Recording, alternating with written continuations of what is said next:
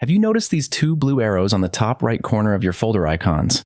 You're not alone. And no, it's not a virus or system error. In this video, I'll show you exactly what they mean and how to remove them step by step. These arrows mean the folder is compressed using Windows' built-in NTFS compression.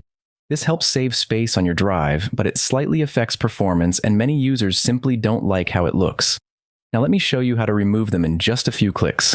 Step 1, right-click the folder and click Properties. Step 2, in the Properties window, click Advanced.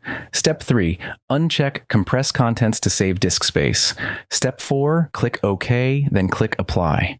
A window will pop up asking whether you want to apply changes to just this folder or to the folder, subfolders, and files. I recommend choosing the second option to fully remove the compression.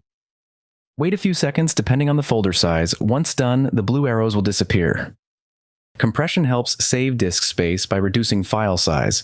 It's especially useful if your drive is getting full. Windows may even enable this automatically during a disk cleanup or when moving folders between drives. Now the question is, should you remove it? If your PC is low on storage, keeping compression is helpful, but if you prefer speed or don't like the visual clutter, you can easily disable it. To stop this from happening in the future, avoid enabling compression during disk cleanup and always check folder properties before moving files to a new location. Quick note, if you're running low on storage, you can leave compression enabled. It won't harm your files and it's a safe built-in Windows feature, but if you prefer performance or cleaner visuals, disabling it is the way to go. That's all it takes to remove those blue arrows from your folders. If you found this tutorial helpful, give it a like and subscribe for more easy Windows fixes and tech tips.